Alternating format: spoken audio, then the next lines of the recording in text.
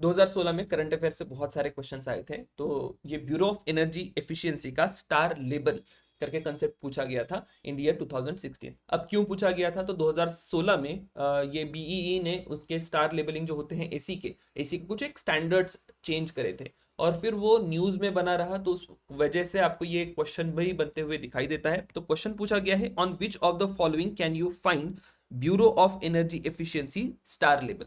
पहला ऑप्शन है ceiling fan, electric geyser, tubular fluorescent lamps. तो तीनों ही प्रोडक्ट के ऊपर स्टार लेबल आपको दिखाई देगा। तो option D 1, 2 and 3 is the correct answer. Star label करता क्या है, तो स्टार लेबल हर एक प्रोडक्ट की एफिशिएंसी या एनर्जी कंजम्पशन के बारे में आपको बताता है। कंटेंट डेवलपमेंट कहाँ कहाँ करनी होगी, तो आपको ये समझना होगा कि ये ब्यूरो ऑफ एनर्जी एफिशिएंसी क्या है, एंड मोस्ट इंपॉर्टेंटली एक करंट अफेयर्स में न्यूज एक आइटम बना होता है हर साल, ये आपको दिखाई देगा। It is state energy efficiency index, इसका रिपोर्ट आएगा मार्च के महीने में, ये रिपोर्ट एक्सपेक्टेड है। तो वी आर एक्सपेक्टिंग कि 2025 में इसका एक रिपोर्ट आना अभी बाकी है। 2023 का अपने पास लेटेस्ट रिपोर्ट आपको दिखाई देगा। सो आई एम एक्सपेक्टिंग कि 2025 में एक और कुछ एक अपडेट आ जाए, और फिर बाकी हम लोग जो भी लेटेस्ट डेटा होगा, कौन से स्टेट्स है जो मोस्ट एफिशिएंट स्टेट माने जाते हैं, उस सबको देख लेंगे। Right, for now I just take you through basics of that index, और बाकी ब्यूरो ऑफ एनर्जी एफिशिएंसी के बारे में बेसिक बेसिक चीजें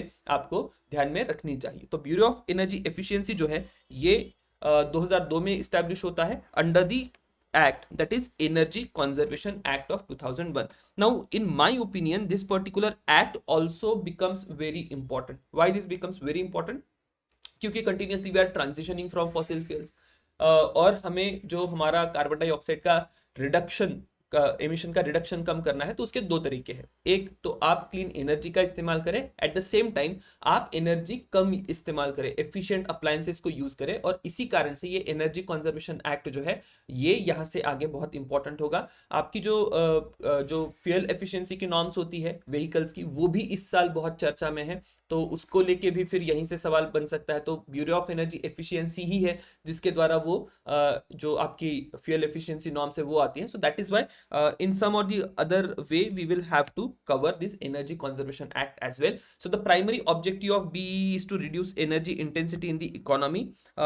बाकी फिर ये बताया गया है कि ये क्या क्या करता है। I am not very sure कि यहाँ पर सवाल पूछा जाएगा। रेगुलेटरी फंक्शंस की अगर बात करें तो they develop minimum energy performance standards for equipment and appliances, develop minimum energy performance standards for buildings and energy consumption norms for designated consumers. Nodal ministry को लेकर सवाल पूछा जा सकता है, तो इनकी जो नोडल मिनिस्ट्री है that is ministry of power. Additionally एक क्वेश्चन फ्यूल का भी ध्यान में रखिएगा, जो व्हीकल की फ्यूल एफिशिएंसी होती है उसके स्टैंडर्ड्स भी ब्यूरो ऑफ एनर्जी एफिशिएंसी के द्वारा ही दिए जाते हैं।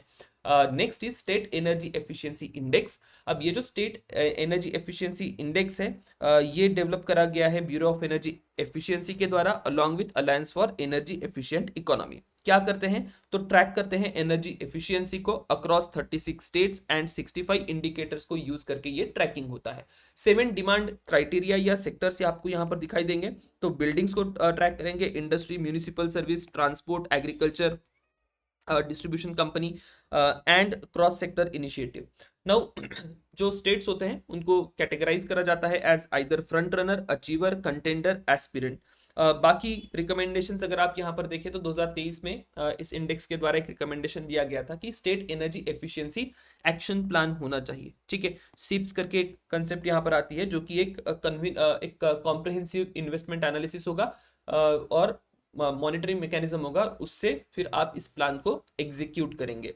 डेटा शेयरिंग पर भी ये बात करते हैं, transparent reporting and collaborative efforts for state energy transition. Energy conservation fund की यहाँ पर बात करी गई है। So utilize the state energy conservation fund in a revolving investment mode for sustainable financing. Right, so again ये एनर्जी कंजर्वेशन फंड किस mechanism से आता है, that can be one more question. और बाकी फिर carbon market and energy service companies की यहाँ पर बात करी गई। So that was about the energy state energy efficiency index. So somewhere I think कि यहाँ पर कहीं अगला सवाल अगर करंट अफेयर से आता है तो हो सकता है। तो will see you in next question. Thank you everyone.